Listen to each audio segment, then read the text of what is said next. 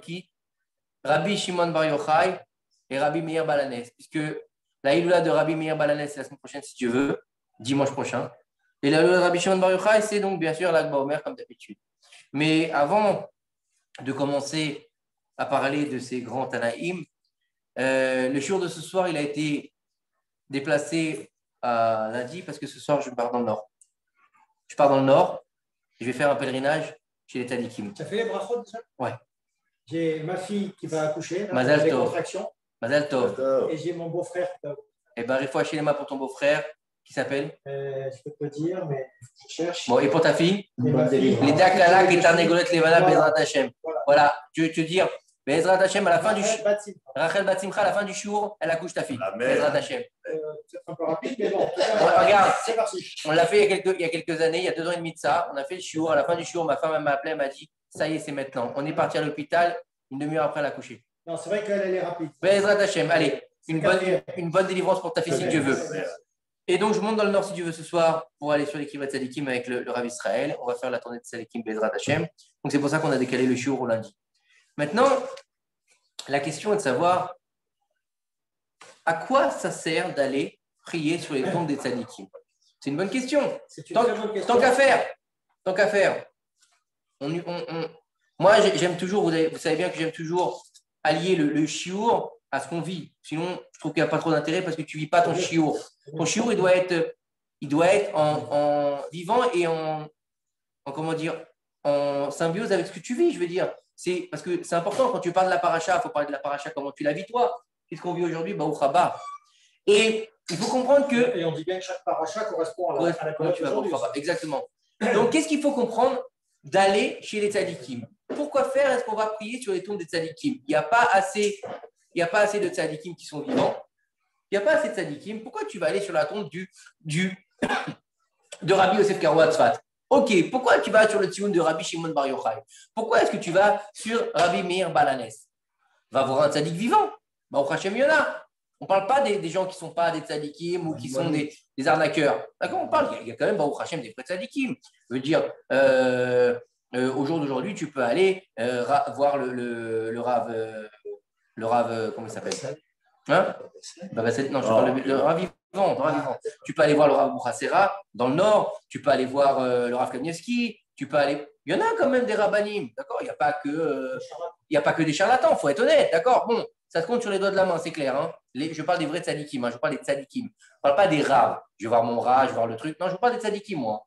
Mais bon, ça se compte sur les doigts de la main, donc de toute façon, il y en a toujours un même chiffre à chaque génération, parce que sinon, le monde ne peut pas tenir. Je crois que c'est 36. 36.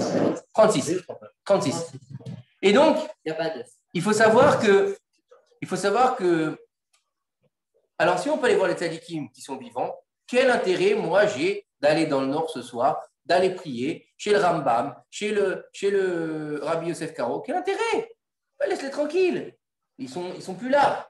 Alors déjà, la première chose qu'il faut savoir, c'est qu'un tzaddik, qu'il soit vivant ou qu'il soit mort, il est toujours vivant.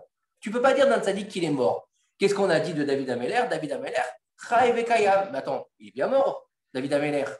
Non, mais il est plus vivant que toi. Tu comprends? C'est-à-dire que lui, dans sa mort, il est encore vivant.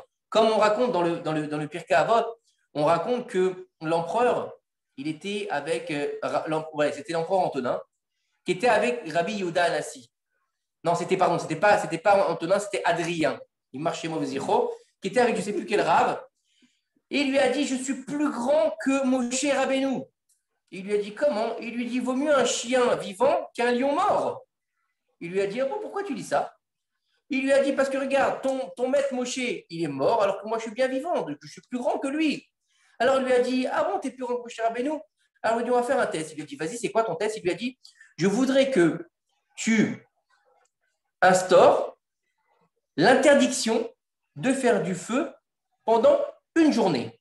Voilà, tu fais un édit qu'il est interdit de faire du feu, quoi qu'il arrive, pendant une journée. Alors, l'empereur, il a dit, banco, ça marche. Je ne sais plus c'était quel rave.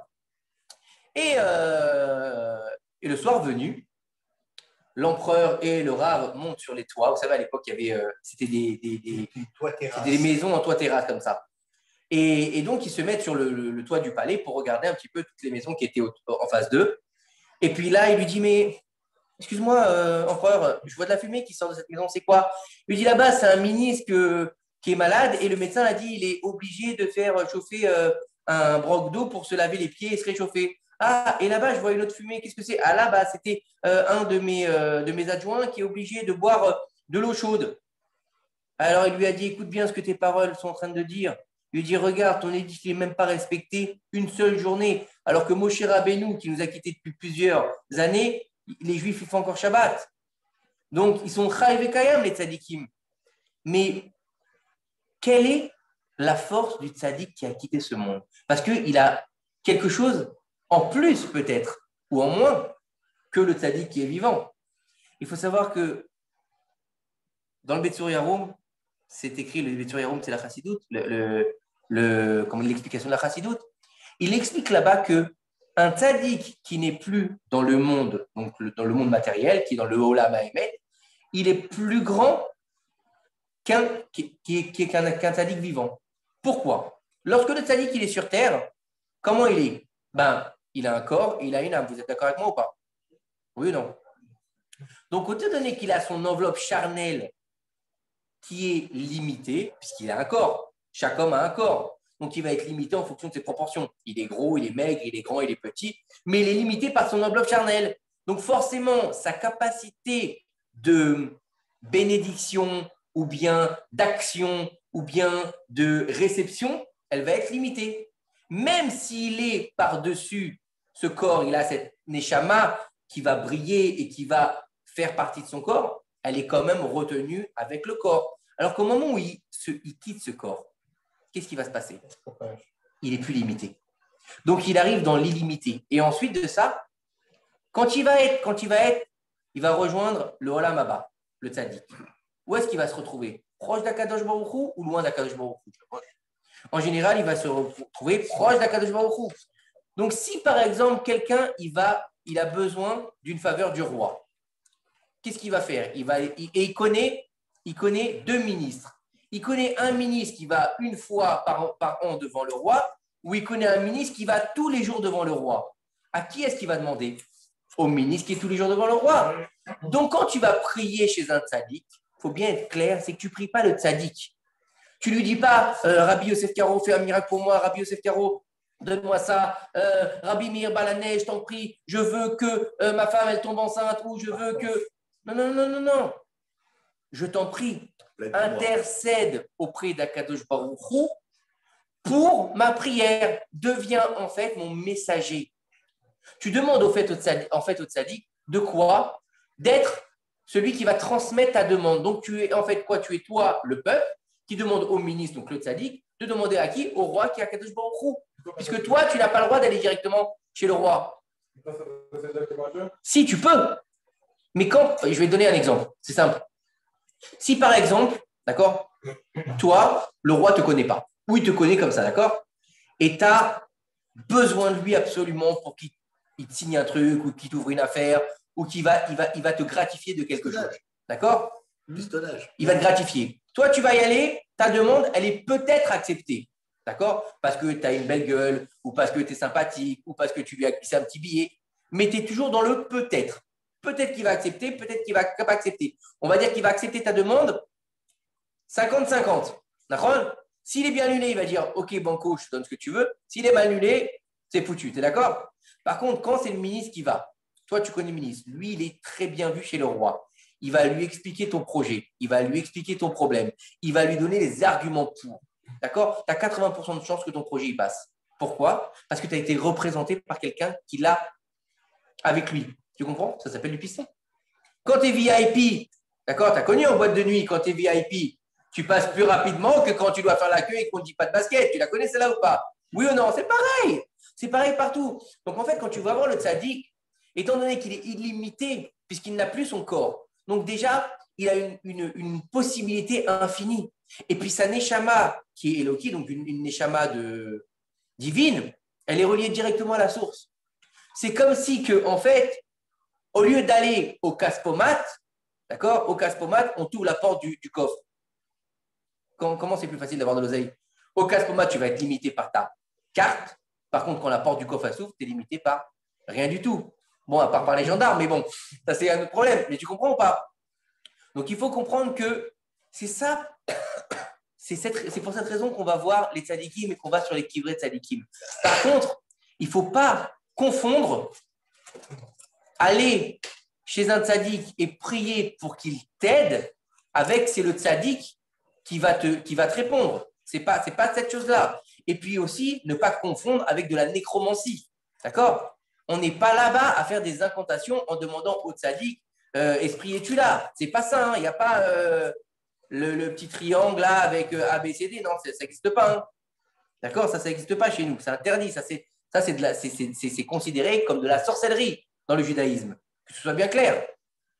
Comme on l'a vu avec qui? Avec qui on l'a vu ça? Dans le Tanakh. Avec Shaoul Amelech, le roi Shaoul. Après la mort de Shmuel, Shaoul, il avait fait tuer toutes les nécromanciennes d'Israël. Mais il en avait laissé une vivante. Et un jour, il a été la voir parce qu'il ne savait pas ce qu'il fallait faire. Est-ce qu'il fallait qu'il sorte en guerre ou pas qu'il sorte en guerre? Et il a fait venir qui? Shmuel Hanavi, de par les morts, d'accord? Par cette sorcière-là. Et quand un mort, il vient à l'envers. C'est-à-dire que la tête est à l'envers.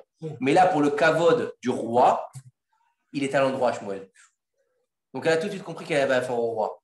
Et là, il avait fait une erreur, Shaoul, parce qu'on ne fait pas venir. C'est interdit dans la Torah. C'est marqué dans la Torah. C'est une mitzvah. L'otase d'oraïta. Vous n'aurez pas affaire aux nécromanciens. Donc, quand on va voir un tzaddik, qu'on ne pense pas que c'est.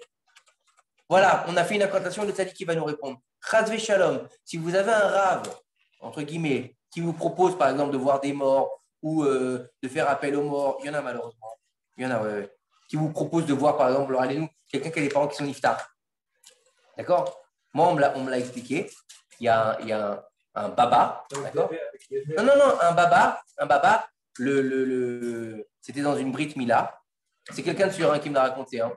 Il m'a dit, un baba, on s'en fout où il était. Il était un peu un étivot, ok. Et c'était dans une Brit Mila. Et le type, il lui a dit, non, toi, pour moi, tu n'es pas un rave. Il lui dit, attends, tu veux pas que... Il lui a dit, alors, si tu es vraiment un balèze, il lui a dit, mes parents sont morts, montre-les-moi. Il lui a dit, rentre dans la salle. Il lui a fait un truc, je ne sais pas quoi. Ses deux parents étaient collés au plafond.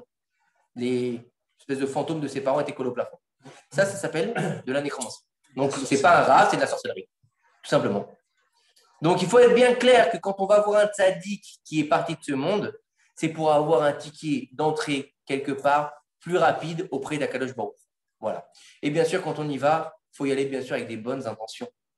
Mais des fois, il faut savoir que, par exemple, à l'époque, qu'est-ce qui se passait quand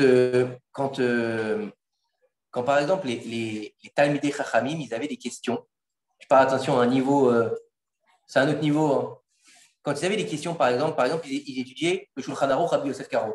Et par exemple, ils faisaient une explication sur le Shulchan Aruch, ils avaient besoin de plus de choses et qu'ils étaient bloqués quelque part en général. Qu'est-ce qu'ils faisaient? Ils allaient donc se tremper au mikvé, ils faisaient des prières. Après, ils allaient sur la tombe du tzaddik et ils s'allongeaient sur la tombe du tzaddik.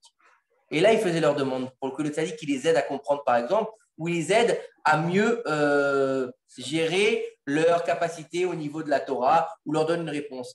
Et pourquoi ils s'allongeaient sur la tombe? Parce qu'en fait, en s'allongeant sur la tombe et en fait, s'alliant au tzaddik, en s'allongeant, ils redonnaient vie aux ossements du tzaddik. Comme ça, ils nous disent nos chachamim. C'est bien compliqué. Nous, on ne peut pas faire ça. C'est bien clair. Si vous voyez un type en jean déchiré avec un coucou sur la tombe d'un tzaddik, c'est ou qu'il est bourré ou voilà, qu'il a un problème, je veux dire. D'accord? Gentiment, vous le faites descendre et vous dire assieds-toi à côté. Non, ou qu'il n'est pas bien, quoi. Je veux dire, ça peut arriver. Mais voilà, il faut bien comprendre que c'est très important d'aller voir les tzaddikim. Mais le plus important aujourd'hui, malheureusement, dans notre génération, vous voyez, on commence par un truc et on dévie sur autre chose, mais bon, c'est important de savoir aujourd'hui. Malheureusement, aujourd'hui, je ne sais pas si vous le savez, c'est que les gens sont feignants et les gens n'ont plus envie de travailler, que ce soit au niveau du boulot, au niveau de leur couple, au niveau de leur maison, au niveau de leurs gosses, mais aussi au niveau de la Torah. Alors, qu'est-ce qu'ils cherchent? Ils cherchent des ségoulottes. Alors, ils vont te dire, oui, bon, ben, ça ne va pas dans mon couple, est-ce que tu peux demander au Rav qui me donne une ségoula? Faites 3 Ave Marie et... Non. Ça ne marche pas chez nous comme ça. Je ne comprends pas, j'ai des problèmes de parnassa. Est-ce que tu peux demander au Rav qui me... Alors quoi? Va laver ta maison avec du sel, arrache les poils du poulet. Faut arrêter. Tu veux avoir la plus grande ségoula, tu veux connaître la plus grande ségoula aujourd'hui? Ça s'appelle la tefila. Rien d'autre. La tefila, tu demandes à Kadosh Baruch Hu ce dont tu as besoin avec ton cœur. Et à Kadosh Baruch Hu, il n'est pas obligé de t'exaucer tout de suite parce qu'il est obligé de rien déjà. Et la meilleure façon d'être exaucé, c'est de prier pour les autres. Exemple, je vais vous expliquer. Quelqu'un, il n'arrive pas à avoir d'enfant dans l'année. D'accord? Et il sait par exemple que sa chavruta n'arrive pas à avoir d'enfant. D'accord? Pareil, il a un pote d'études et il sait que lui, ça fait 5 ans qu'il n'a pas d'enfant et l'autre, ça fait 8 ans qu'il n'a pas d'enfant. Même si ça fait plus longtemps qu'il n'a pas d'enfant, le premier, prie d'abord pour ton copain et tu seras exaucé. Et de qui on apprend ça? De Avraham Avinu. Comment? Quand Sarah a été prise chez Avimelech, après qu'il a libéré Avimelech, qu'est-ce qu'il lui a dit? Prie pour moi. Et nos sages nous disent qu'il lui a demandé de prier pour des enfants parce qu'Avimelech n'avait pas d'enfants. Et Abraham, il a prié pour qu'Avimelech ait des enfants. Et qu'est-ce qu'on voit juste après l'histoire d'Avimelech? Sarah, elle a enfanté Yitzhak. Donc, celui qui va prier pour l'autre, pour la refoua, pour la slacha, pour la parnassa, pour tout, il va être exaucé avant. Et c'est ça le secret, en fait, la plus grande ségoula pour réussir. C'est la tefila au bon moment et pas non plus attendre. C'est-à-dire de dire, ouais, je ne comprends pas. Le mec, il va prier une semaine et au bout d'une semaine, il va dire, attends, je ne comprends pas. J'ai mis mes tefilines toute la semaine. J'ai fait les 3 filotes. Et pourquoi je n'ai pas eu l'auto? Je ne comprends pas. Ça fait une semaine que je prie et ma femme n'est pas encore enceinte. Mais baba, chaque chose en son temps. Et essayer de faire venir les choses plus tôt, qu'est-ce que ça fait? Non, faire venir les choses plus tôt, ça peut entraîner un blocage complet. Donc, il faut être patient. Kol davar beito bezmano, chaque chose en son temps. C'est clair, c'est un proverbe hébreu, ça aussi. Donc, Bezrat Hashem, que la prochaine fois qu'on aille Bezrat Hashem on va pas sur des tombes, parce qu'il n'y a pas de tombes chez nous, qu'on va visiter les kivrei tzadikim, et bien qu'on pense à ça, Bezrat Hashem. D'accord? Bezrat Hashem. Alors, il faut comprendre que Bezrat Hashem, dimanche, c'est la loula de Rabbi Meir Balanes. Rabbi Meir Balanes, Talel le quitte. Le dimanche. C'est la grand-mère? Non. Rabbi Meir Balanes, pas Rabbi Shimon Bar Yochai, Rabbi Meir Balanes. Il faut savoir que aussi bien Rabbi Meir Balanes que Rabbi Shimon Bar Yochai, leur maître par excellence, c'était Rabbi Akiva. Bien sûr, ils ont eu d'autres maîtres. Par exemple, Rabbi Meir Balanes, son maître, c'était Elisha Ben Abouya, celui qui s'est dévoyé, celui qui a atteint un niveau exceptionnel, à tel point qu'on dit que 4, ils sont rentrés dans le Pardès. Vous connaissez cette histoire ou pas? 4 sont rentrés dans le... C'est pas grave, on va la rappeler quand même, elle est importante. 4, ils sont rentrés dans le Pardès. C'est quoi le Pardès? C'est les jardins ésotériques. C'est quoi? C'est le niveau le plus haut caché dans la compréhension du judaïsme. D'accord? C'est des niveaux qu'on ne peut même pas comprendre nous aujourd'hui. D'accord? Rabbi Akiva, il est rentré. Elisha Ben Avouya, il est rentré. Ben Zoma et Ben Azaï. OK? Comme ça. Donc, c'est 4 rabbanim, Talmidei Chachamim. Rabbi Ben Zoma, il est rentré, il est devenu fou. Ben Azaï, il est rentré, il est mort. Non, il est mort. Elisha Ben Avouya, il est devenu apikoros, il a rejeté toute la Torah. Ouais, toute la Torah. Et Rabbi Akiva, il est sorti indemne. C'est le seul. D'accord? Alors peut-être que je me trompe entre Ben Azaï et Ben Zoma. C'est pour ça qu'il est rentré. Qui? Il est pas pour ça qu'il est devenu apikoros. Non, c'est à peut-être qu'il a non, il a vu le poste. Non, alors non, écoutez, il y a plusieurs explications. Il y en a qui disent qu'il n'a pas supporté d'arriver dans le Pardès. Et donc, c'est. Après, tout ce qu'on raconte avec le gosse et Shaya Haken, sa mère, moi, j'ai même entendu une explication qui dit comment ça se fait qu'un tel Talmid Chacham, comme Elisha Ben Avouya, qui est le maître de Rabbi Meir Balanes, il a pu devenir un hérétique. Et j'avais entendu une explication qui disait parce qu'en fait, quand il était dans les endroits des Anses, d'accord, il lisait de la philosophie grecque. Donc, ça s'est rentré à l'intérieur de lui. Après, il y a l'histoire de Shaliach Haken. Il a vu un enfant, il dit quoi? C'est ça la Torah? Il est mort alors qu'il fait une mitzvah. Et d'autres qui disent que sa mère, elle a mangé de l'idolâtrie. Bref. Quand il est rentré dans le Pardès, il a pu. De l'eau. Non, l'ange géant et qu'il est ressemblant à Dieu, qu'il a cru que c'est Dieu, alors il a dit il y a deux dieux, alors. Peut-être, je ne sais pas, je ne l'avais pas entendu celle-là. Mais attends, comment ça veut dire quoi rentrer dans ce paradis? C'est quoi ça? C'est impossible de t'expliquer parce que c'est même pas, tu rentres pas dans un endroit, c'est pas comme une, non, c'est pas comme une boîte de nuit, c'est pas, tu vois, c'est pas le métro, je veux dire, il y a pas une entrée particulière, c'est des choses au niveau de la Neshama, c'est au niveau de la Neshama. Non, eux, non, si tu veux, eux, ils avaient la capacité d'y aller avec leur âme et avec leur corps. Comme on raconte au niveau de Rabbi Ishmael ben Elisha, il est monté au ciel avec son corps. Il a réussi à monter au ciel avec cette filine, avec son talit, avec son corps. C'est des niveaux qu'on ne peut même pas comprendre, tu comprends? Je veux dire, c'est incroyable de se dire, attends, je me souviens plus de ce rave-là qui est rentré vivant au Gan Eden. Il est rentré vivant. Il a demandé à l'ange de la mort de lui montrer sa place au Gan Eden et il a sauté dans sa place en lui piquant son couteau. On ne peut pas comprendre ça. Nous, déjà, rien que d'essayer de comprendre un rêve, on a du mal. Tu comprends? C'est un niveau bien éloigné de notre niveau. Tu comprends? Voilà. Rabbi Meir Balanes, un rave extraordinaire, exceptionnel, d'un niveau exceptionnel, avec une femme d'un niveau exceptionnel. Sa femme, elle s'appelle Brouria. Et lui, il s'appelle Rabbi Meir Balanes. Et juste pour vous faire comprendre le niveau de sa femme, je voudrais qu'on revienne sur cette histoire exceptionnelle. Shabbat après-midi, Rabbi Meir Balanes, il va à la synagogue. Et les enfants de Rabbi Meir, il avait 2 garçons. Ses enfants rentrent à la maison et ils ne se sentent pas bien et ils meurent. Ils meurent. Ces 2 garçons meurent le jour de Shabbat. Sa femme, écoutez bien ce qu'elle fait. Hein. C'est une femme, c'est leur maman. D'accord? Elle prend des miches de pain, elle la met sur ses enfants, elle les prend, elle les met dans la chambre, elle les allonge dans la chambre. Quand Rabbi Meir Balanes rentre après Mincha, il lui dit, où sont les garçons? Elle lui dit, oh, ils doivent être à la synagogue. Viens manger Seudat Shlichit. Il lui dit, ok, bon. Il lui dit, mais où les garçons? Ils vont arriver, t'inquiète pas. Chante les Zmerot Shabbat, vas-y, mange ta Seudat Shlichit. À la fin de Seudat Shlichit, ils sont où les garçons? Bon, je pense qu'ils ont dû rester à l'étude. Je sais pas, ils vont bientôt rentrer, t'inquiète pas. Bon, je vais à Arvit. D'accord, va à Arvit. Il revient à Arvit, il lui dit, ils sont où les garçons? Et elle lui sert le verre de la Elle dit, fais Abdallah. Ils ont sûrement dû étudier, ils sont dans une soudia, ils vont rentrer plus tard, c'est pas grave. Après l'arvit, il dit, c'est bizarre, tu ne dois pas rentrer quand même. Elle lui dit, t'inquiète pas, ils sont grands, ça va, laissez tranquille. Hein, laissez tranquille. Et elle lui sert Melavé Malka. Melavé Malka, c'est le 4e repas après, à la fin de Shabbat.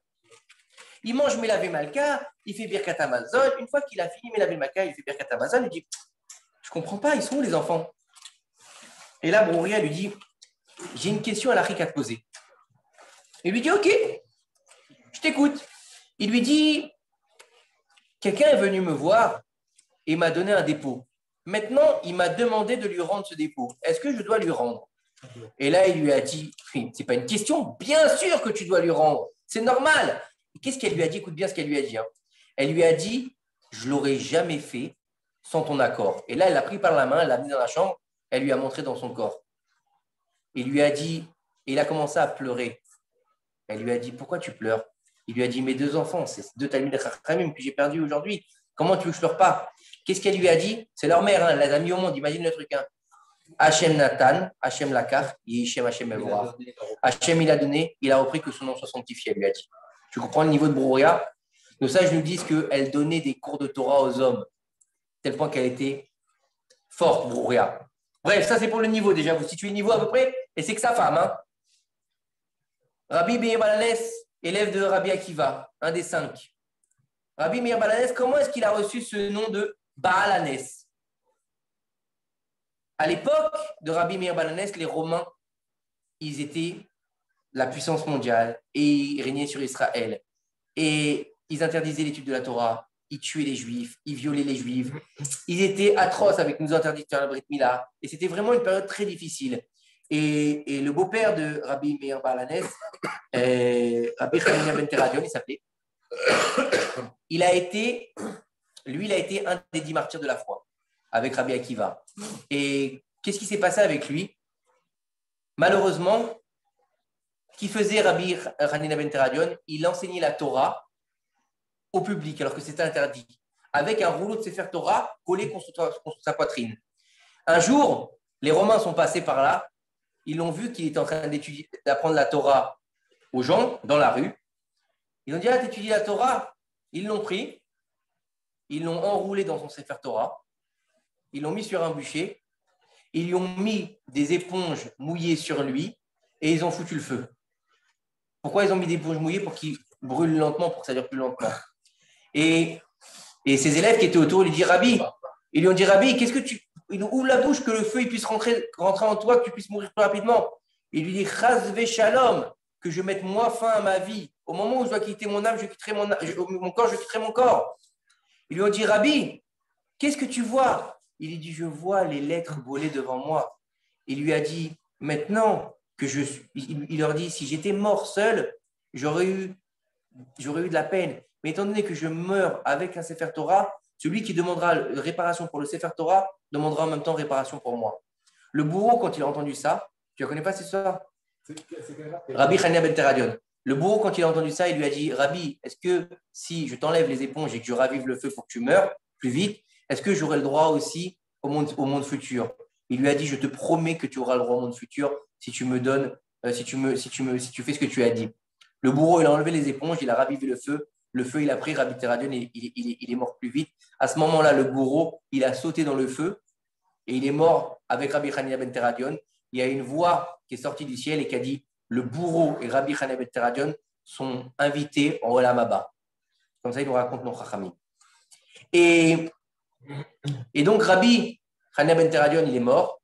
Sa femme, elle a été décapitée. Et sa fille, il avait 2 filles, Brouya et une autre fille. Et Brouya, elle était mariée avec Rabbi Meir Balanès, donc déjà, et sa deuxième fille. Alors, il y en a qui disent qu'elle était mariée, il y en a qui disent qu'elle était célibataire. Je vais rester sur celle que je connais le mieux, qui est célibataire. Et elle a été célibataire, elle a été envoyée dans une maison close. OK? Une maison où il y a des femmes là-bas. Des filles de joie. Et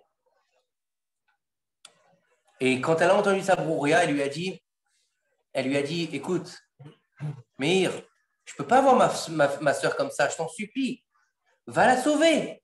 Tu ne peux pas la laisser comme ça. Elle ne peut pas être dans cette maison avec tous ces Romains, ces barbares qui vont abuser d'elle. Ça va devenir de la viande.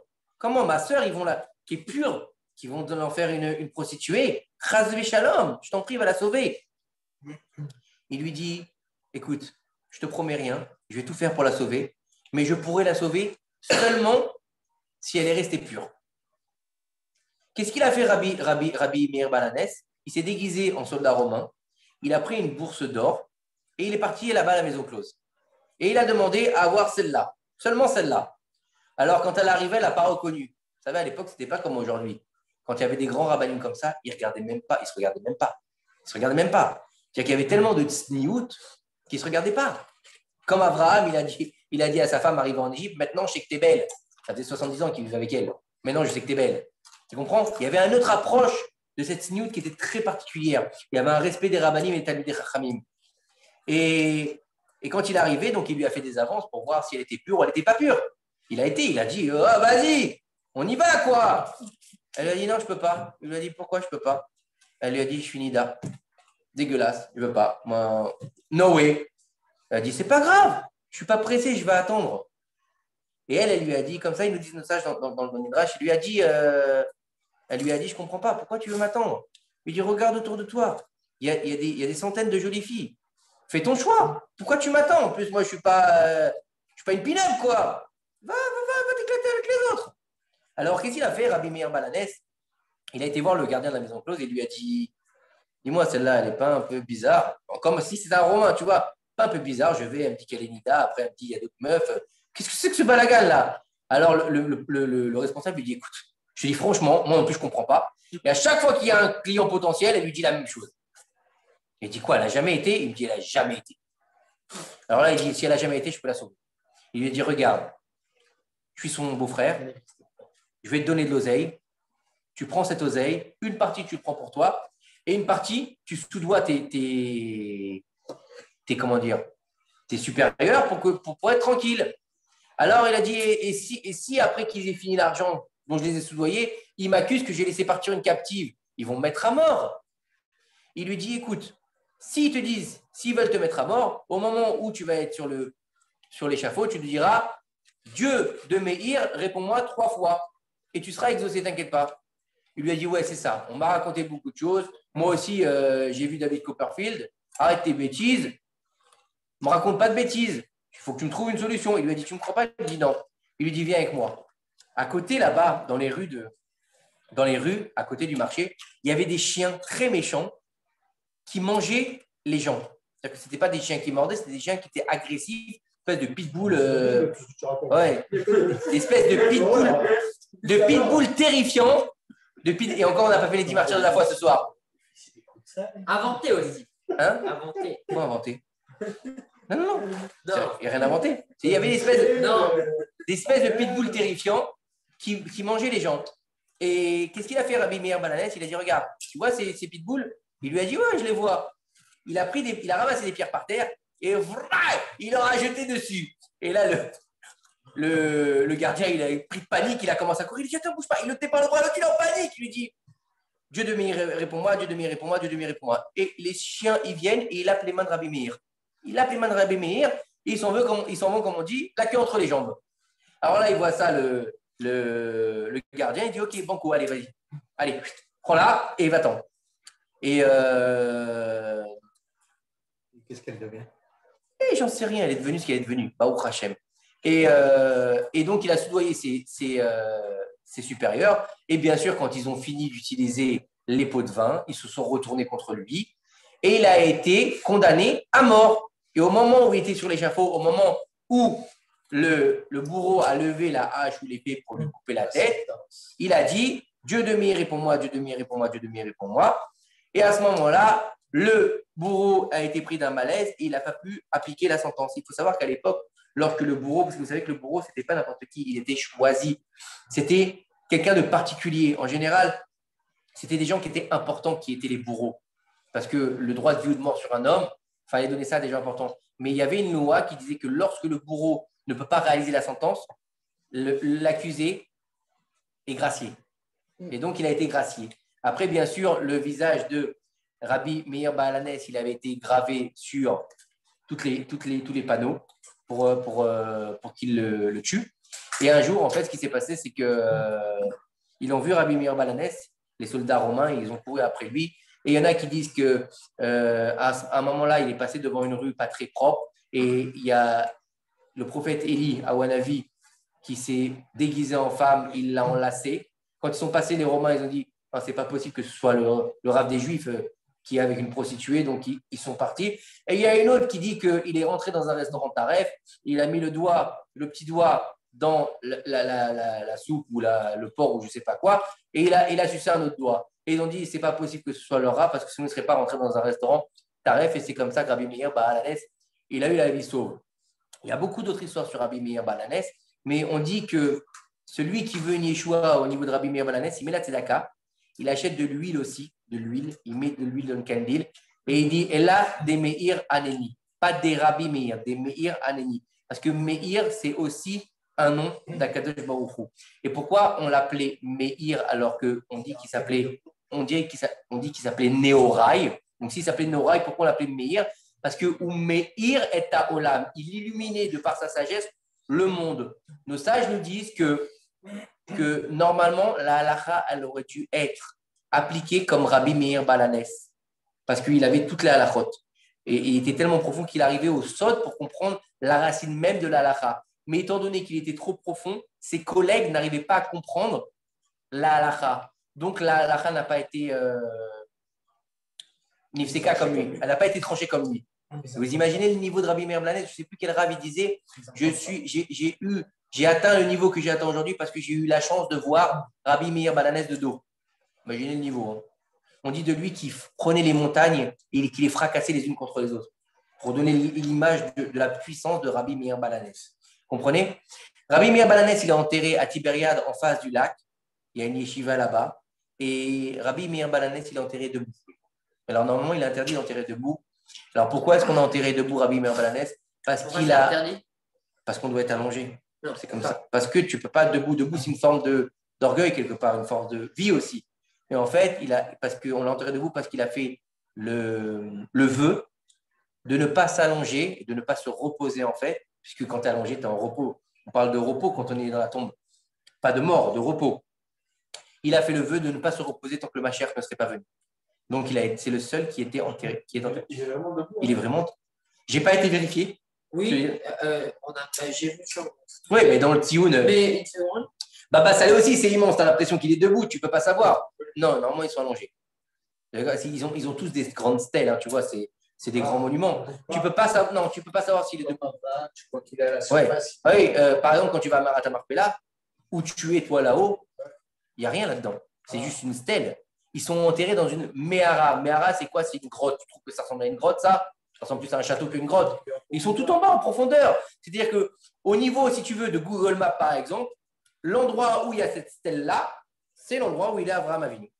OK? Il y en a qui sont allés voir. Quand ils ont repris Israël, ils sont allés voir, ils savent que c'est là-bas. Ils n'ont pas pu rentrer. Il y a toute une histoire avec Moshe Dayan. Il a envoyé sa petite fille, elle est devenue à moitié aveugle. Les deux premiers sont morts. Il y a des grosses histoires. On ne peut pas rentrer. Il y a des endroits où on ne peut pas rentrer. C'est comme l'histoire avec David Ameller qu'ils ont fait descendre dans sa tombe. Vous ne connaissez pas cette histoire? Ils ont fait descendre un arabe dans sa tombe pour aller récupérer les trésors de la tombe de David Ameller. Et il est mort à Jérusalem. Il est mort. Un deuxième, il est mort. À la fin, ils ont eu une remma. Ils ont envoyé un juif. Et le juif, il est descendu. Il a dit, je ne sais plus si c'est un Midrash ou le Zohar qui dit ça. Il a dit que quand il est descendu, David Ameller, ça fait très longtemps que j'avais appris ça. Il disait qu'il avait vu David avec sa harpe en train de danser, le juif. Il disait, David Ameller, il n'est pas mort, il est Chaïv et Kayam. C'est marrant, on revient au début du cours.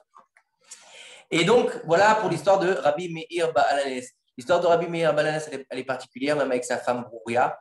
Et on dit que Rabbi Meir Ba'alanes, c'était le Nitzot de David Ameller. Brouria, c'était le Nitzot, donc l'étincelle de David Ameller. Brouria, c'était l'étincelle de Bathsheba, la femme de David Ameller. Et c'est pour ça qu'à la fin, il va devoir envoyer à sa femme, Rabbi Meir Balanes, un élève à lui qui s'appelle Ouria, qui reprend Ouri, l'ex-mari de Brouria, et qui va être obligé de faire son tikkun avec ce type-là, c'est un autre cours, et Brouria va se suicider en fait. Elle va se suicider, et c'est le seul moyen qu'elle aura pour accéder à son Gan Eden. Mais bon, ça c'est un cours en soi, parce que ça c'est une lignale des Gilgulim, et Brouria, donc c'était Bathsheba qui devait réparer en fait ce qui s'était passé avec David Ameller et avec Uri Achiti. Ok? C'est une autre histoire. Hein? Elle s'est jetée par la fenêtre. Elle s'est jetée par le toit ou par la fenêtre. Ouais. Alors maintenant, Rabbi Shimon Bar Yochai. Bar Yochai, tout le monde connaît cette chanson. Bar Yochai, Nimshata Ashrecha. Et Rabbi Shimon Bar Yochai, il a une grandeur particulière et il a aussi un affect particulier au niveau des Juifs. La Iloula de Rabbi Shimon Bar Yochai, c'est la plus grosse Iloula au monde. Je veux dire, mis à part l'année dernière où on était enfermés, en général, 3 jours avant, Méron, il est fermé. 3 jours avant, il n'y a plus personne qui va. Quand tu vas à la Iloula de Rabbi Shimon Bar Yochai, le 33e jour de l'Omer, donc jour de l'Akba Omer, d'accord, faut être équipé pour y aller. Hein. Les bus, du matin au soir, de la veille jusqu'au lendemain soir, ils montent et ils descendent. Et blindés, les gens se battent pour monter dans les bus. Ils s'arrachent les cheveux. C'est horrible ce qui se passe. Mais pour montrer la grandeur du tzaddik, du Tana Kadosh, les gens, ils dorment par terre, là-bas pour y aller. C'est impressionnant, impressionnant. C'est une grande pour les gens qui ont des garçons et qui atteignent les 3 ans. C'est un bon moment pour aller leur faire la khalaké. Pour toi, tu t'en fous, c'est une fille. D'accord, donc tu laisses les cheveux, d'accord. Donc, Rabbi Shimon Bar Yochai, qui c'est? Alors déjà, il s'appelle Bar Yochai. C'est quoi Bar Yochai? C'est comme si tu dis fils de Yochai. Rabbi Shimon Bar Yochai, d'où il vient? Son père, il s'appelle Yochai. Son père, c'est un notable de la tribu de Yehuda. C'était quelqu'un de respecté. C'était quelqu'un de tov. C'était un Talmid Chacham. Et sa mère, elle s'appelait Sarah. Vous connaissez la chanson, non? Vous connaissez pas la chanson? Regardez avec des grands yeux. Tu la connais? Donc, après plusieurs années de vie commune, Sarah n'avait toujours pas d'enfant. Et elle était stérile, comme Sarah Imenu. Et Yochai, il écoute les Chachamim. On sait qu'après 10 ans où quelqu'un n'a pas d'enfant, il doit divorcer de sa femme. Pourquoi? Parce qu'il incombe à l'homme d'avoir une femme qui n'est pas stérile, parce que c'est lui qui a la mitzvah d'avoir des enfants. Ce n'est pas la femme. Hein. La femme, elle n'a aucune mitzvah d'avoir des enfants. En tombant enceinte, en fait, elle nous fait un cadeau. On peut réaliser une mitzvah grâce à elle. C'est toute comment dire, c'est tout en fait l'essence de Ezer Kenegdo. Une aide face à lui. Elle est une aide face à nous. Sans elle, on peut. Tu peux avoir des gosses tout seul, toi? C'est impossible. Sans nous, un mec qui peut avoir des gosses, sans nous, elle peut. Oui, bon, il y a des procédés, on va dire, oui. Mais je veux dire, ouais, mais regarde, mais toi, tu peux faire ce que tu veux. Hein. Si tu n'as pas une femme, il n'y a pas moyen. Je veux dire, il faut une femme pour avoir des gosses, d'accord? 2 mecs ensemble, c'est pas possible, il n'y a pas moyen. Donc, ce que je veux dire, c'est que il y a une mitzvah, donc. Yochai, donc, il va pour divorcer de sa femme. Mais Sarah, elle l'aime à mourir. Tu la connais cette chanson ou pas?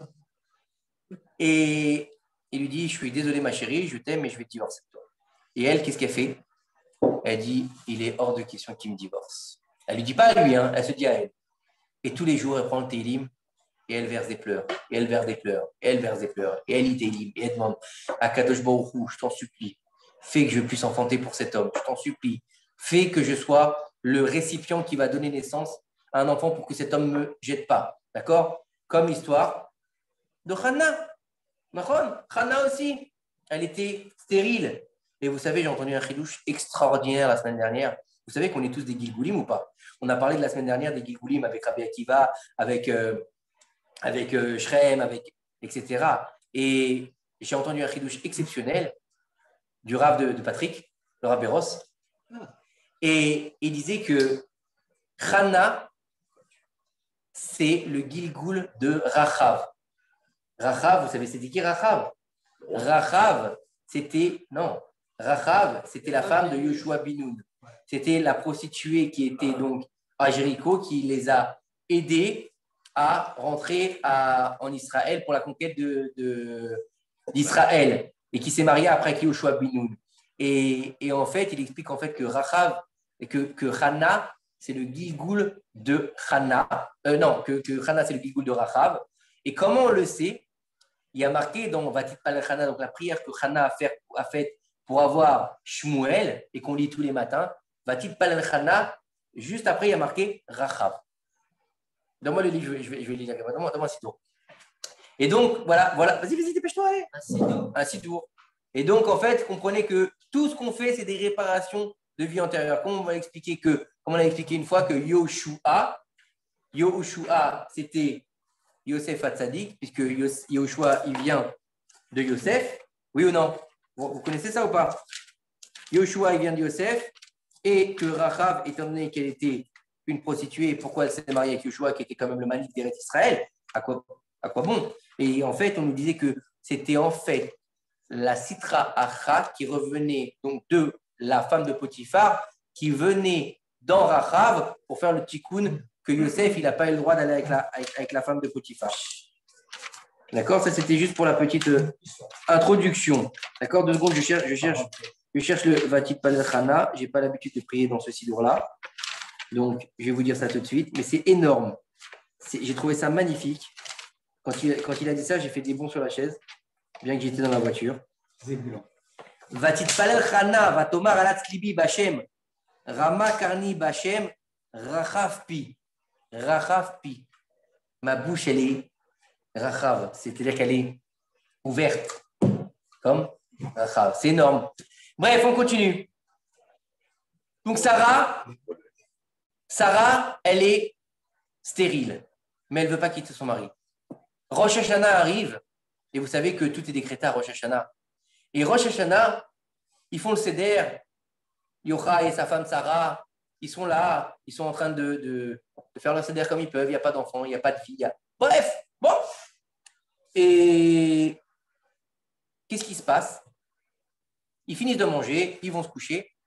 Et là, Yochai, ce même soir, il fait un rêve. Et dans ce rêve, il est dans un jardin immense, magnifique. Et ce jardin, c'est une espèce de jardin d'Éden. Mais par contre, il y a quelque chose qui le dérange. il y a des arbres immenses et magnifiques et il y a des arbres maigres comme des clous. Genre, tu sais, les arbres que tu vois dans les machélas qui viennent d'être plantés. D'accord? Et puis, à un moment donné, Yochai, il se balade, il en prend plein les yeux. Il y a des fruits magnifiques. Il n'a jamais vu ça, il ne comprend pas. Il y a des belles feuilles. C'est vraiment un jardin comme il n'en a jamais vu. Et à un moment donné, au bout d'un moment, il commence à être fatigué. Donc, il s'assoit dos à un arbre qui est sec comme ça. Il n'y a pas de feuilles, il n'y a pas d'arbres, il y a juste un tronc avec quelques branches sèches. D'accord? Et puis, tout d'un coup, il voit qu'à devant lui, le géant vert. Le géant vert avec un arrosoir. D'accord? Oh! Tu l'as vu, Harry Potter? Le gros, là, avec la grosse barbe, il voit un truc comme ça. D'accord? Imagine.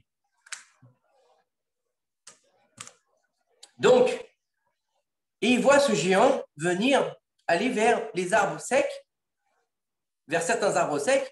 Et là, il prend son arrosoir, flac, et il arrose. Pas beaucoup, il arrose un petit peu. Et dès qu'il a fini d'arroser, le tronc se gonfle, il grossit, les feuilles commencent à pousser et des arbres commencent à sortir. Des fruits commencent à sortir. Et puis il choisit. Alors certains oui, certains non, certains oui, certains non, certains oui, certains non. Et il continue comme ça à arroser les arbres. Jusqu'à un moment donné, il se retrouve devant Yochai. Et là, Yochai, il est un petit peu paniqué, il a un géant vert devant lui.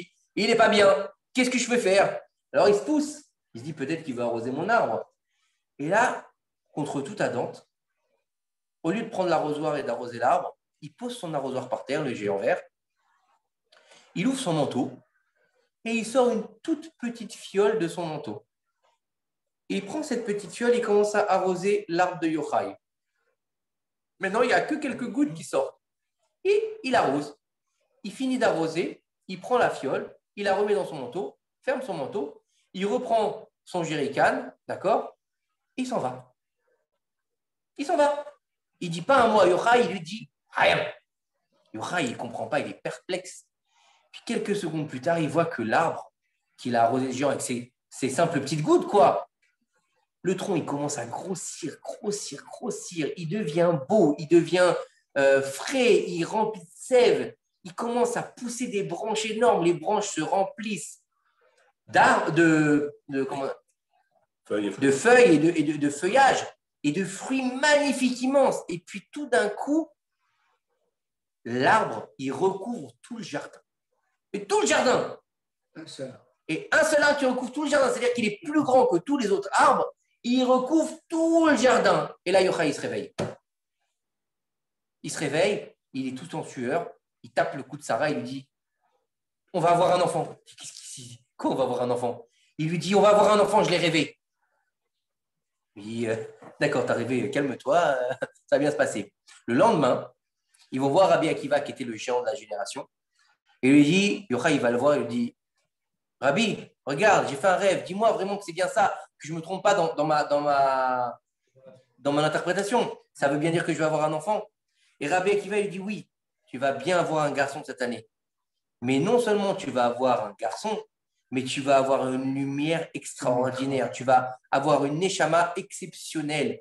Je vais t'expliquer comment il faut faire pour la faire descendre, et tu vas faire descendre cette neshama exceptionnelle. Mais il lui dit, mais sache une chose. Il lui a dit, ce que tu as vu, que l'arbre, il était géant. Il lui a dit, c'est que la lumière qui va diffuser dans le monde, elle va être plus haute que toutes les autres lumières. Et il a écrit le Zohar, Rabbi Shimon Bar Yochai. C'est pas rien. Et nos sages nous disent que, qu'est-ce qui s'est passé? Et Rabbi Akiva, il lui dit, attends, par contre, j'ai quelque chose à te dire. Il lui dit quoi? Il lui dit, tu sais que tu n'aurais jamais dû avoir d'enfant. Il lui dit quoi? Il lui dit, alors comment ça se fait? Il lui dit, dans ton rêve, le géant, est-ce qu'il a arrosé avec l'arrosoir? Et il dit, pas du tout, avec un petit... c'est une espèce de fiole, un truc de parfum, quoi. Il a fait du pchit. Il lui dit quoi? Alors c'est quoi? Il lui dit, sache qu'avec ce qu'il y avait dans la fiole, c'est les larmes de ta femme. Si les larmes de ta femme, elles n'avaient pas été là, jamais tu aurais été père. Jamais elle aurait eu cet enfant. C'est grâce aux larmes de Sarah qui n'a pas voulu être divorcée, qui n'a pas accepté la sentence, que tu auras ce garçon qui s'appelle Rabbi Shimon Bar Yochai. Et on va finir sur Rabbi Shimon Bar Yochai. Qu'est-ce qui s'est passé? Comment il a pu faire pour écrire le Zohar? Rabbi Shimon Bar Yochai, il était assis avec Rabbi Yehuda, Rabbi Yossé et donc Rabbi Shimon Bar Yochai et Yehuda Ben Gerim. Ils étaient assis et ils parlaient en fait de Rome, de la grandeur de Rome. Et Rabbi Yehuda, il disait, regarde Rome, ce qu'ils ont fait. Ils ont fait des ponts, ils ont fait des thermes, ils ont fait des cirques. C'est magnifique ce qu'ils ont fait. Et Rabbi Yossé, il n'a rien dit. Et Rabbi Akiva, il lui a dit, attends. Ils ont fait des termes pour faire de la znout, pour faire de la Constitution. la prostitution. C'est pas Rabbi Akiva, c'est Rabbi Shimon.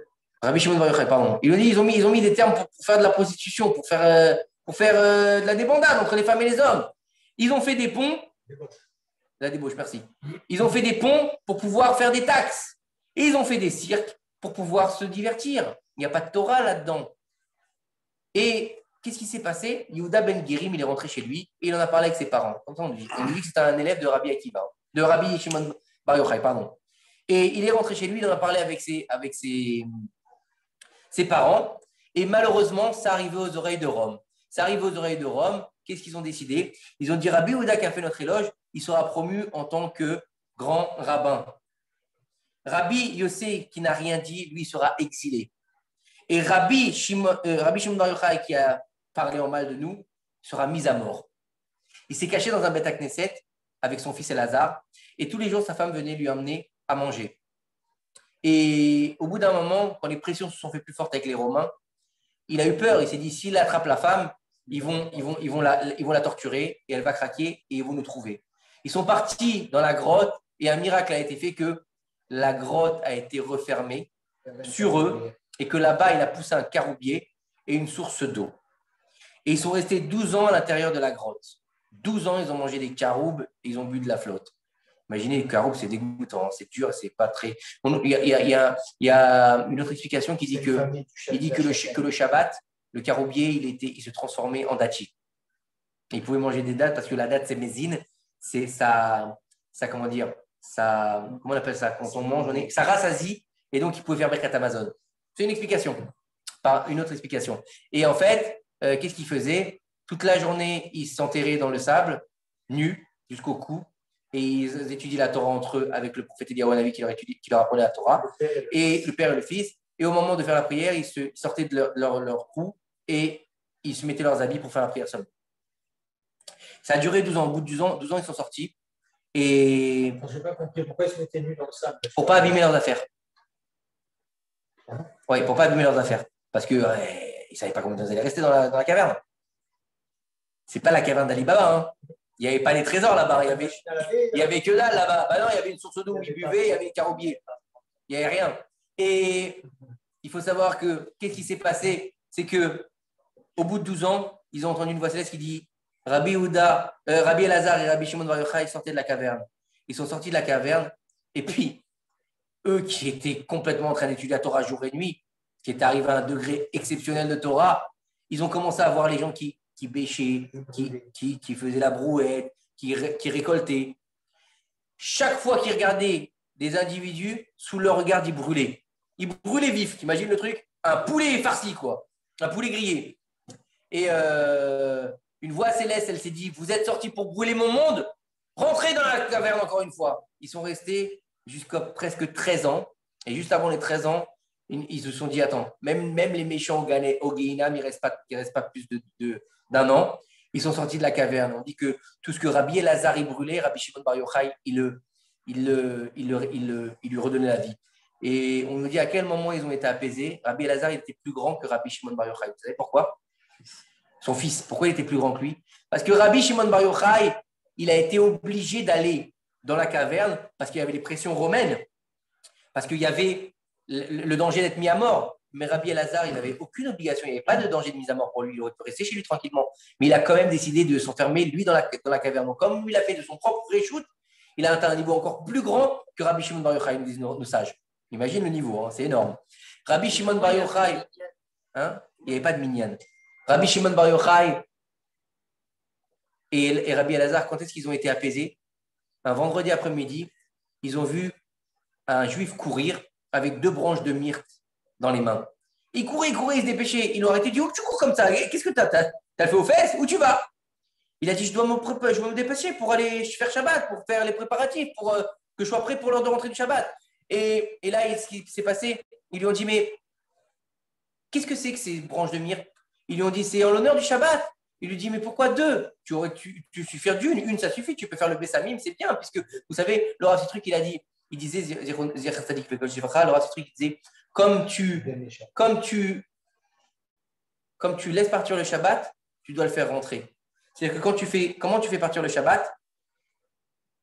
Tu fais l'Avdallah. Tu fais d'abord à Geffen, ensuite tu fais Bessamim, et ensuite tu fais les bougies. Il a dit, quand tu le fais rentrer, c'est l'inverse. D'abord, tu fais les bougies pour faire rentrer le Shabbat. Après, fais Bessamim, et après, quand tu rentres, tu fais Borépa à Geffen. Il a dit, il faut exactement faire la même chose. Donc ça, c'était pour la petite parenthèse. Et quand ils l'ont vu, il a dit, c'est pas pourquoi deux? Une suffit. Et il lui a dit, une pour Zahor, une pour Shamor. Ils ont dit, béni soit le peuple d'Israël qui continue à respecter les préceptes d'Akadosh Baruch Hu. Et à partir de ce moment-là, ils étaient apaisés. Et le jour de sa mort, toute la journée, il a étudié la Torah. Au moment où le soleil s'est couché, il a rendu son âme en étudiant la Torah. Et ce qui s'est passé, c'est que son lit, ils l'ont sorti de la maison. Son lit, il est allongé dessus, il a pris feu. Son lit a pris feu, mais pas un feu comme dans le buisson ardent. Il s'est élevé dans le ciel et directement, il est rentré dans la grotte où il est enterré maintenant à Méron. Aujourd'hui, c'est une grotte à la base. Ils ont fait un truc par-dessus, mais c'est une grotte. Il a enterré là-bas et en fait, comment dire, toute la nuit, sa maison, elle a brûlé d'un feu céleste. Et c'est pour ça qu'en fait, le jour de l'Akba Omer, on a l'habitude d'allumer des feux pour rappeler en fait la Iloula de Rabbi Shimon Bar Yochai. En fait, la grotte a été scellée. Il y avait un serpent, a été scellé par action divine. Il y avait un serpent géant. Personne ne pouvait rentrer dans la grotte, sauf le jour où son fils il est parti. Il a été enterré avec lui, puisqu'il est enterré en bas de lui. Vous savez, quand vous allez, il est enterré à côté de lui. Et il n'y a que quand son fils il a dû être enterré que le serpent il a quitté pour laisser rentrer son fils. Et donc, voilà la grandeur de Rabbi Shimon Bar Yochai qui nous a laissé le Zohar HaKadosh, qui nous a laissé ce premier pan de la Torah ésotérique, donc des secrets de la Torah, le racine de la Torah, et qui sera ensuite complété par le racine des racines qui est le Tanya, écrit par le Admour HaZaken. C'est deux pans de la Torah qui se complètent complètement, et à tel point que tous les rabbanis nous expliquent aujourd'hui que au jour d'aujourd'hui, tu veux comprendre la Torah, tu veux réussir à être capable d'accepter la délivrance finale et de recevoir le Mashiach, tu te dois d'étudier la Torah cachée. Pourquoi tu dois étudier la Torah cachée? Parce qu'aujourd'hui, on n'est pas comme à l'époque. À l'époque, c'était les rabbinim qui étudiaient la Torah, c'était l'élite qui étudiait la Torah, et c'était que, on va dire le pshat, le remez, mais c'était vraiment, tu étudiais les textes. Aujourd'hui, étant donné qu'on est dans l'époque de la connaissance, l'époque de la sagesse, l'époque de la diffusion et de la connaissance, du bien et du mal, Internet. Donc, pour comprendre la Torah, tu es obligé de rentrer dans la Torah Nistar, c'est-à-dire dans le Zohar et le Tanya. Donc, Bezrat Hashem, qu'on arrive par le mérite de ces grands tzadikim, de ces grands tanaïm, que ces grandes figures du judaïsme, d'apprendre à nous rapprocher et d'apprendre d'eux la Messirut Nefesh qu'ils ont fait pour Akadosh Baruch Hu, aussi bien Rabbi Meir Balanes que Rabbi Shimon Bar Yochai, que Rabbi Akiva et que tous les grands tzadikim qui ont donné leur vie. Pourquoi? Pour Akadosh Baruch Hu. Be'ezrat Hashem, que grâce à leur mérite, on puisse avoir le mérite de voir Bimera Beminu le Mashiach. Amen. Baruch Adonai l'Olam. Amen va Amen. D'ailleurs, il est dit quand tu rentres un Zohar à la maison, c'est comme si tu rentrais à cette Torah, tu fais une grande Seuda.